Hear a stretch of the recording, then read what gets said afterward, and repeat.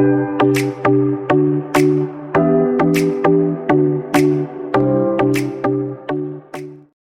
y'all, welcome to another episode of Gift of Gab. I am your host, Gab, and I am super happy to be back. I know y'all have not had a recorded video from me in a while.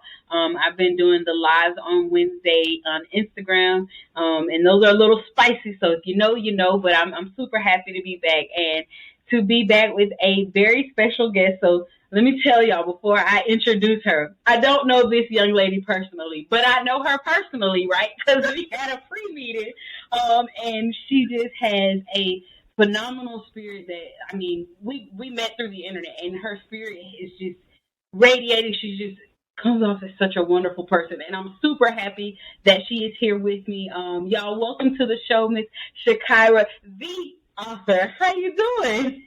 I'm good. How about yourself? I'm doing very, very good. So I'll give y'all a little backstory. So I have been trying to network in order to get guests for my podcast, and I was up in one of these random podcast pages on Facebook, and I came across a post from Sha'Kyra's husband, right?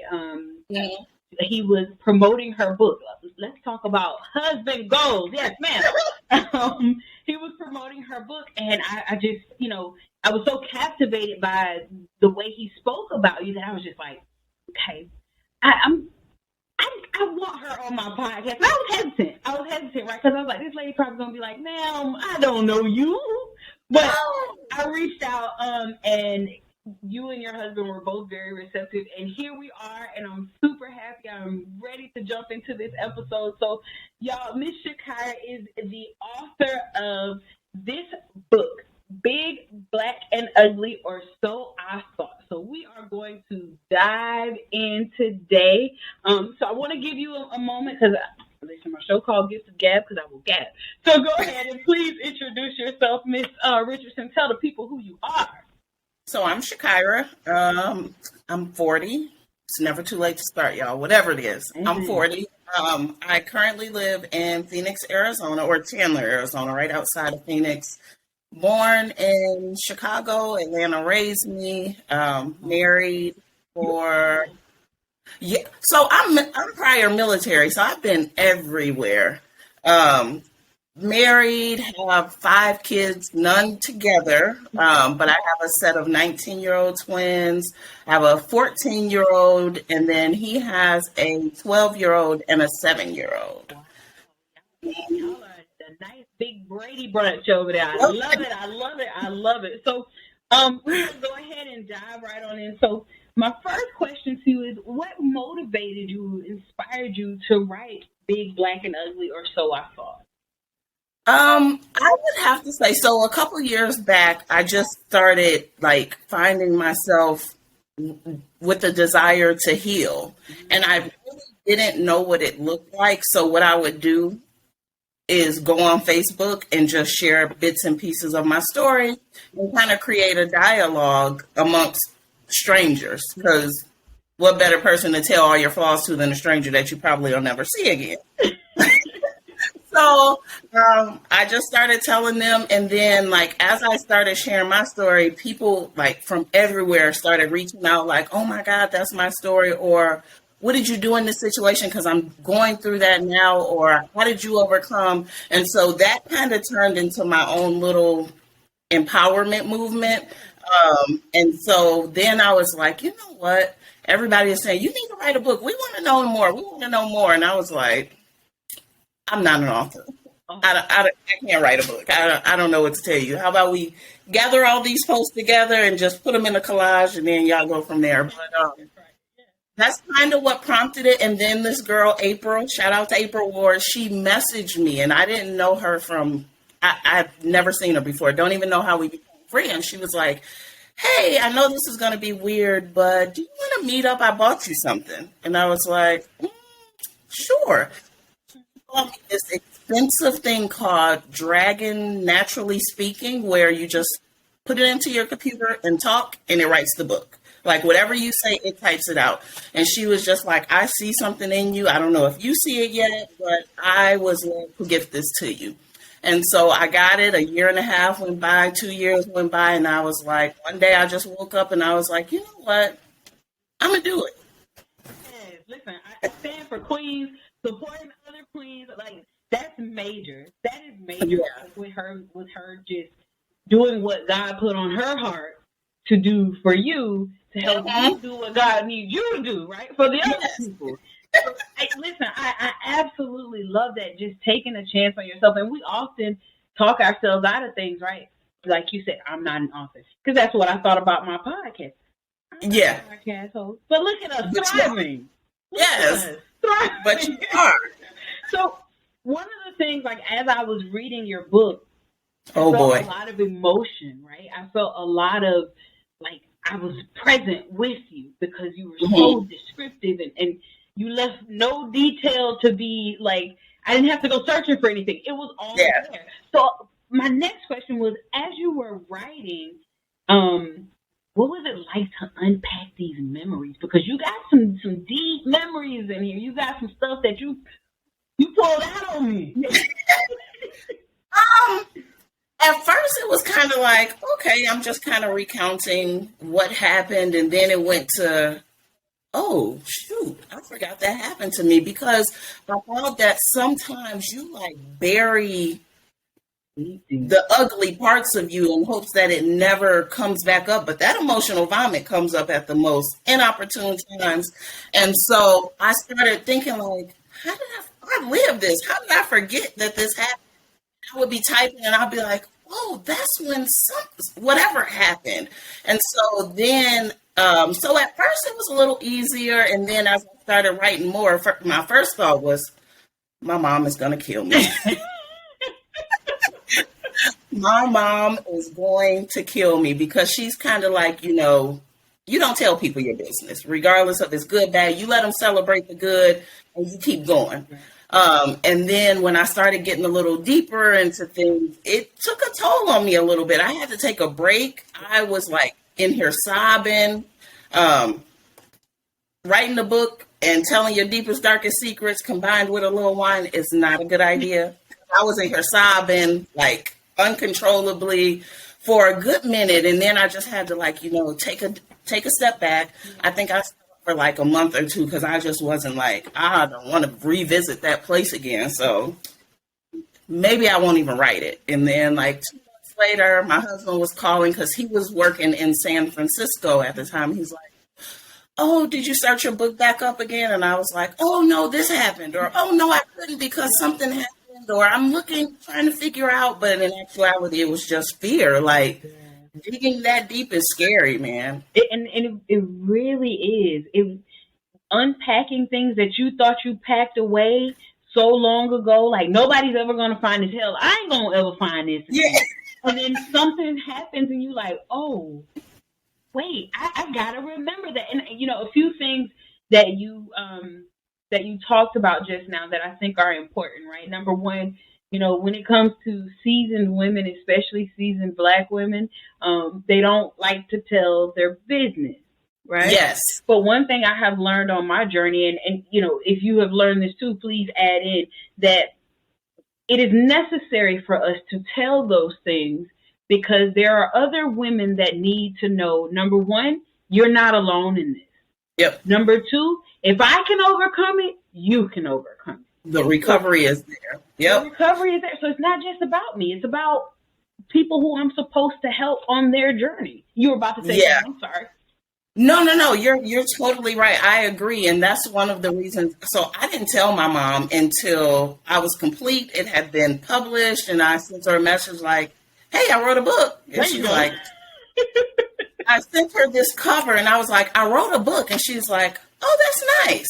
And I was like, no, I wrote it. She was like, wait, you wrote a book? And I was like, yeah. So the other day she asked me, like, why didn't you tell me? And I was like, well, because I didn't want you to talk me out of what I knew I needed to do. And I'm already fearful. So if your fear is on top of my fears, when I know all she's trying to do is protect me, I'm going to go in super protection mode and be like, you know what? Never mind.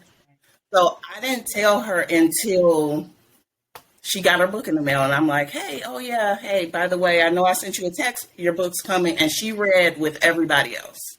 so awesome. It reminded me of Betty White on her song when she said, she showed her mom the song. She said, "But we eased it right on by." Right on by. That's me. Eased it right on by.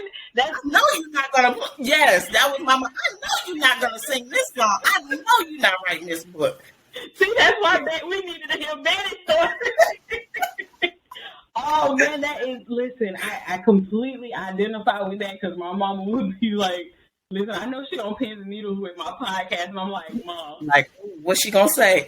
oh Lord, my child, what does she have to talk about?" That, but yeah, it was really in the book. There were a lot of times where like I said, I just felt like I was there with you. So I imagined the emotions that I was experiencing through this book. I'm like, oh, like, how was her heart when she was writing this? How were you supporting yourself mentally, emotionally, physically while writing the book? I don't know. My husband, like, that is my rock. Like, just because me and my mom, we talk every day, all day about everything except that before I released the book. So I really didn't have an outlet other than him. And so he literally helped me get through it. And I felt like I was sobbing, but I wasn't sobbing. My 8-year-old self was on the inside of me sobbing and just sobbing like a sigh of relief and like, oh, somebody finally hears me. I put feelings to the things that I've been thinking and I vocalized it. So I felt like I wasn't mourning, but my kid on the inside of me was mourning. And that's huge because I mean, I've been through a transition myself where I've had to reparent myself, right? I've had to talk to little Gabby because just like you said, it wasn't adult Gabby that was weeping. It was little Gabby that was weeping. And she needed to know that somebody was here for her, that I was here for her, right? Yeah. That's really important, especially when you're undertaking things like writing a book about your deepest, darkest secrets. Mm-hmm. You're gonna bump into little you, teenage you, early adult you, and she's gonna want to feel protected and feel like you hear me, you see me, somebody cares, and to start really healing those wounds. That's deep. And shout out to your husband again, man. I know that's a phenomenal thing to have such a great support system, in your significant other. So shout out to him. So one of the things that I came across in your book was colorism. And unfortunately, colorism is still a major issue in our community. And you wrote, and I quote, "I hated being dark-skinned so much that I started researching how to fix me." So how did this experience shape the way you think about your skin tone now? And how did you teach your kids about their skin tone since you had, this issue? So that's one of the other things that prompted me kind of to write this. So my twins, especially my daughter. So I have a set of twins, 19, it's a boy and a girl. My son, he didn't really experience colorism because they love 6 foot. He's 6'3", dark skin, chocolate. It don't matter. Black women, white women, Mexican women, they just love him. So it doesn't really affect him. My daughter, girl, she thinks she the flyest thing since right. So we're the same color, and so it was weird for me to see her like, man, you don't have a care in the world. You think you popping, and you as you but and so with my 14-year-old, when I finally got to where I needed to be as a parent, I moved her to what I considered a good school, and the good school included probably 1% Black people. And so she started going through this identity crisis where it was like, I wish I had long hair. I wish I was light skinned. I wish I had blue eyes. She only wanted white Barbie dolls. So it was like oh crap. I put her in the same situation that I was in, that my mom was just trying to put me in a good school when in actuality it backfired against me. And so funny story is, one day I always discuss colorism on Facebook and my experiences. And one of my friends from elementary school was like, hey, do you remember that time we were on the playground and you came to me and was like, I found a way to lighten our skin? And I was like, I said that? And so I really started thinking, and I was like, I remember I was sitting at the monkey bars, and you came, like, I remember so vividly, but until she jogged my memory and brought it up, it was buried away. I hated being dark skinned so much. Like, it literally affected the way that I moved day to day as a kid. So I replaced the color with, oh, somebody said I had a nice butt. I'm going to accentuate that and become very sexual, because then they won't care about my dark skin. I'm giving everything away. So, I've learned to replace, quote unquote, my dark skin with other things that I thought other people liked about me. So in actuality, it wasn't healing the fact that I hated being dark skinned. It was just kind of covering it and allowing me to skip past that part. And I love the way you talked about how your mom always reassured you, though, right? How she was always telling you how gorgeous you were, and how you were just the cream of the crop, right? But again, I think we forget sometimes that, even though that's fine and that's great at home and you should do those things, when we go out into school, though, when we go out into society, it's a jungle. Yep. It's a jungle. And it is. I think that had your mom, though, not poured that much into you, it probably would have been worse, right? Because if you got a parent at home that's not, or you're at home and nobody's telling you that you're beautiful, and you're going and you're getting this, then you would have probably sank a little bit deeper. Dang. Yeah. Yeah, I mean, probably so. Although I couldn't trust her. She was light skinned. She couldn't relate. I love when you wrote that in the book. I couldn't trust her. I just felt like, you obligated to tell me this. So there's no, and even now, I think she still struggles with it, because we talk on the phone if we talked 5 to 10 times a day before, we talk 20 times a day. She call and check on me. Are you okay? I just wanted to talk to you and see, I know it was a lot to unpack, but even now she's like, you really thought girls were cuter than you? I'm like, yeah, they weren't. I'm like, Mom, you're missing the point. You think I was beautiful. I didn't feel beautiful. And she'd be like, that's just crazy, because you were beautiful. Everybody wanted you. Your aunts, your uncles, everybody couldn't wait to get their hands on you. And I'm like, Mom, you're not listening to what I'm telling you. And you also expressed how on top of being dark skinned, you were the tallest kid in your class. You were, on top of that, you were smart. And kids can be brutal. So here you are with all these things, and then on top of that, you got the nerve to be smart. Yes. And that's how I got on A honor roll every time. Like, I was extremely smart. That combined with me being 5'10", I'm 5'11" now, but being 5'10" in 3rd, 4th grade with a size 10 shoe, I just stuck out like a sore thumb. And I don't know if I intimidated people or what, but that was like, they would go for the gusto. Like, you're black, you ugly. Like, dude, I just got the right answer.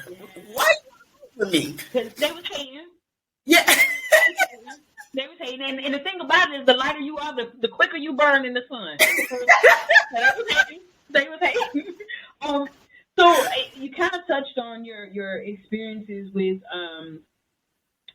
over sexualization, when you said that you just kind of masked how you felt about your skin color with your body.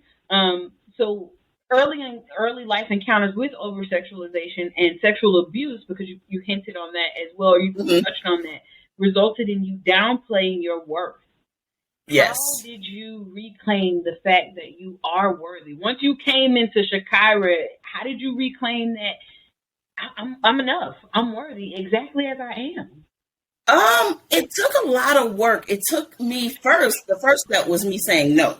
Like, because I felt like if I said no to somebody, then they would be able to see, like, okay, she don't have nothing else to offer. Right. So it first started with me saying, absolutely not. No, I don't want to come to your house. No, I don't want to sleep with you. No, I don't want to give you money. No, that was my first step. And then after that, I really just started positive affirmations. I started just reminding myself, picking out the little things that I liked about myself. It wasn't that many, but eventually when you start reminding yourself who you are, those things kind of compile, and I'm like, okay, so I do like this about me. And I started speaking more positivity into my life because I used to be one of those girls like, don't nobody want me with my ugly self. But those words have so much power that even if you don't believe it at that point in time, the more you say it, the more you're going to believe that don't nobody like you because you're ugly.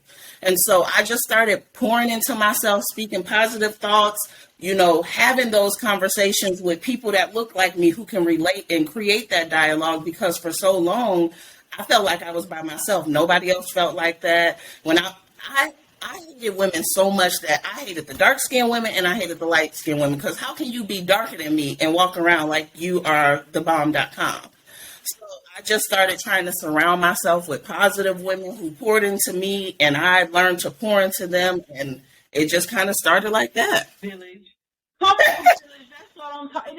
It's super important, especially as we grow older. I always say it's important to have girlfriends. It is. It's important to have other women who pour into you. I had a relative of mine recently. She told me, she said, I just only befriend guys, and I was floored, right? I was like you need a circle of women, because there are certain things that you go through in life that only women can relate to. You need that reassurance from your village. I don't care how much you love yourself. I don't care how much you are into yourself. It still feels damn good to have people that look like you, that move like you, that experience life the way you do in a lot of different ways, to let you know that they see you, to acknowledge your presence, to acknowledge who you are and how you are growing. So I say this all the time. Women, get you some grown women friends that support you, that can be a part of your village. That is important. It is very. And women who aren't scared to correct you in love. Come on. Let's touch on that a little bit. Let's talk about the emotional maturity on both people's part, where I am mature enough to be receptive of the fact that my friend loves me enough to say, hey, you're moving wrong. Yep. Come on. And at the beginning, I didn't have that. I always made sure I surrounded myself with people who were okay with my foolery, because then I don't have to address any of my bad decisions, because we all making bad decisions. And if you ain't, I'm going to find a way to reel you in, so I feel like, okay, we all on the same playing field and all is well. I don't have to worry about nobody saying, you was dead wrong. I don't have to worry about any of that. So I surrounded myself with people who I can easily sway, or who just didn't care. Listen, come on. I love the way you segue into my next question. Come on. So the at least mentality. I loved when you touched on the at least mentality. Tell us what it is and how it affected you at the time. Oh, so when you feel like you are worth nothing, the littlest bit of I'm above you makes you feel so much better. Like, I'm trying to think of an example. Like, I would surround myself with people, because when I got out the military, I got a great paying job. In my mind, I was making $35,000 a year with BP Petroleum. So I surrounded myself with people who made $10, $9, $8, didn't have a car, live with their mom, so then I could be like, I ain't doing great, but at least I'm making 40,000 a year. I ain't doing great, but at least I got my own apartment. Even though I'm about to get evicted out of it, I still got it. At least. I'm doing much better than them. So these are the people I want to surround myself with, so I can make sure that I'm boosting the little bit of ego that I mustered up the strength to find. I'm going to make sure that I keep them where they're at. I don't ever want them to be better than me. Now, as long as we the same, or I'm an inch bit better than you, then we great. We can party all night. We can make bad decisions together. We can bounce checks together. We can do whatever you want to do. We can do it. As long as you don't be like, you know what? I don't want to do this no more. I want to be better. And then I'm like, nah, we don't need to be friends no more. Yeah, cut. And that at least mentality keeps you stuck, though, right? Because all you have to do is just do the bare minimum to be better than this person, which Yes. gives you no room for growth. Yes, and then you have people who are like that, who are in a lower tax bracket than you, or living with their parents, and they're looking at you like, man, she's living the life. She just got out the military. She's making $40,000 an hour or $40,000 a year, and she's doing great. So they're holding you up to a pedestal because they think that you on your stuff, Right. when in actuality, you're not. You're not. Come on, listen to preaching you doing. So it never makes you want to be better because you're okay. Because you're okay just being better than a little bit. So now page 67. I loved when you said, God kept sparing you. Why do you think now God kept sparing you? I think about that often. Like, I joke with my mom, and I always say her mom died when she was very young, when she was 17. And I'm like, it had to be grandma, because when I think about it back then, I'm like, I was useless. Like, why? If you had to pick between me, who's doing nothing with her life, who loves to be the victim, who's not even trying to grow, who can't be a good mom, who can't be a good daughter or a good sibling, why spare me?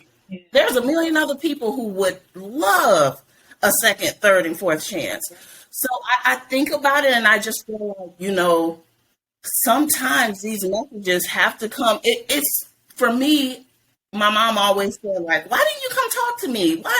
You have a great credit score. You have an amazing house. You have a great husband. Like, I don't want to be judged. So, yeah, you can't relate to what I'm saying. Like, you running in the clubs, like, you are a great mom. Like, there's nothing that I can relate to you on other than you telling me you need to get it together. And I didn't raise you like this, and I don't want to be badgered. So I feel like sometimes I was spared so that I can be that beacon of light for somebody else going through that, who knows, like, listen, I can tell her anything. There's nothing that she would be able to judge me about. Only thing she can do is uplift me and give me the tools that I need, or that could possibly work for me to get me where I need to be. So I feel like that alone, and because my kids deserved to have a mom, like a real mom. Absolutely. That purpose in all that pain, right? Purpose. Yeah, purpose. For sure. And we don't like to think of it that way. And I've had my life circumstances where I've been like, God, why? What did my past life self do? I'm sick of her because I don't know what. But it turns out that it's perfect. We went through it to help somebody else get out of it, or never even have to go through it. Because just your story is just so amazing, right? That some girl can look at this and say, "Dang, I don't want to go through all that. Let me get myself together. Sha'Kyra went through it, so I don't have to. So let me get myself together because I don't want to go down that road."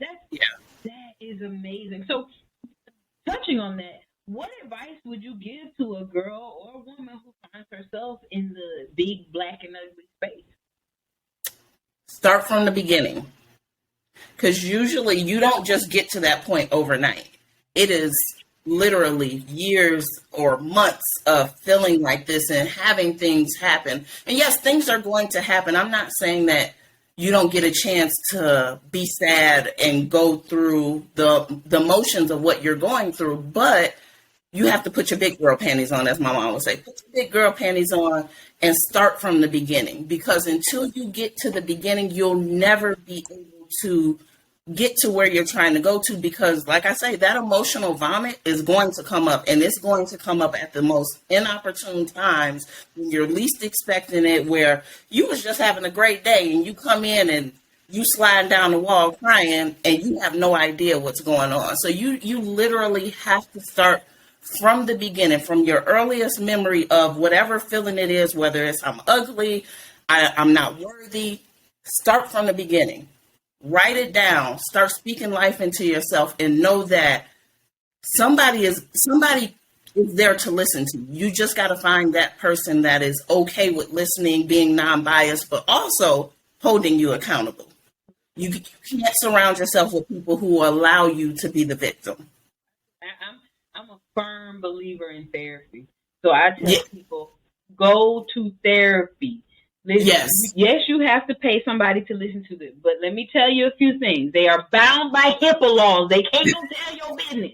Yes, they cannot. They cannot They, go tell your business. And yep. therapy is not just about unpacking all these things, right? It's about formulating a plan so that Yep. how you can become your best self. And yes, you Yep. do have to address those deep, dark things that, again, you wanted to hide away. But it gives you the opportunity to start from the beginning and Yeah. figure out why you move the way you move, the things that have happened to you. Like, you had to think back to third grade to some guy calling you, super black, and Yeah. that shaped the rest of the things you would do for a lot of years of your life. So I highly recommend therapy. Go to therapy, people, especially black men and women. Go to therapy. Man.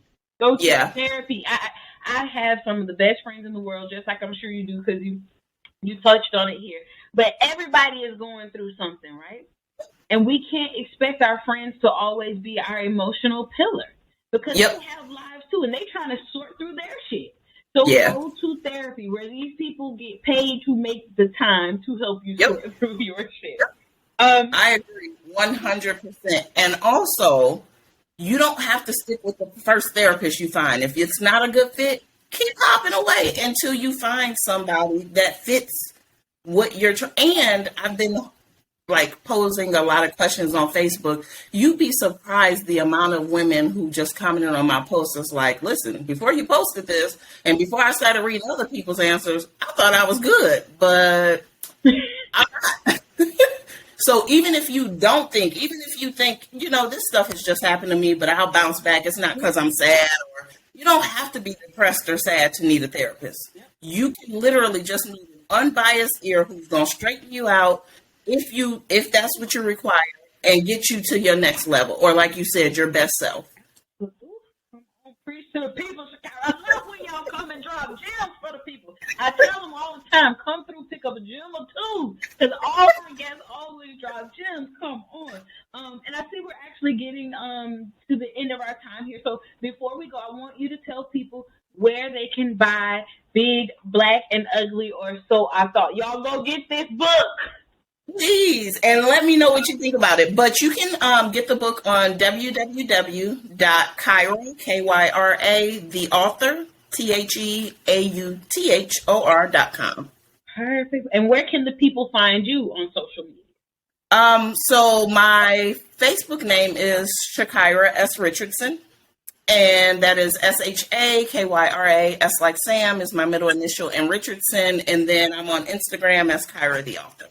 And we love it. Listen, Kyra, I cannot thank you enough for coming through, sharing your journey here on the Gift of Gab. That means so much to me. I really enjoyed your book, thoroughly enjoyed your book. Thank you. I can't tell you the amount of gems that I picked up just about self-love and about keep going. Keep going. I think that was, for me, the biggest lesson from your book. Because I always tell people, the things I talk about, I haven't mastered. I'm still going through. Yeah.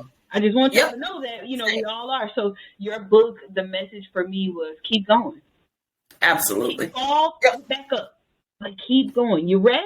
Pick yourself up. You keep going. So I appreciate you so much for being here on Gift of Gab. I hope you Thank come you back. for having me. Absolutely. I'm looking forward to more books. Listen. Sha'Kyra, the author, you got some more books in you. We claiming that. Listen, yes, I'm gonna do part 2. Yeah, I got a lot working. Part 2? Yeah, listen, yes, we are excited about that here. Yeah, so many people. I want to know more about your dad. I want to know more about P. I want to know more about So I'm gonna do another part. Listen, I would be. I don't want to give away too much of the book, but the situation you had where you were at work and your babies, something happened with your babies. Yes. I want to deep dive into that. Because, listen, I wanted to fight. I ain't going to lie. Listen, P don't fight. Let me just tell you, to this day, I know y'all cool, but P, me, you got some stuff to talk about, bruh. Listen, yeah, listen. My manager, she was even like, "We need to call the FBI." And I'm like, Good energy, because I was just like, girl, let's not cry. Let's get in the car and go. Wait, we know where he living. Y'all, listen, if y'all want to know what we are talking about, you have got to get the book. It is yes, incredible. Again, thank you so much for being a part of the Gift of Gab. I definitely hope to have you back soon. And for y'all out there, family, like I always say, take care of yourselves, take care of each other. We've seen in recent days, too many of our sisters and brothers die by suicide because they're not, yes, they don't have possibly the outlets that they need, or they're the strong friends and everybody thinks they're fine. Y'all go to therapy. Y'all recommend therapy. Talk to somebody. There's help out there everywhere. Again, take care of yourselves. Take care of each other. Thank you so much for tuning in to the Gift of Gab. Bye, y'all. bye.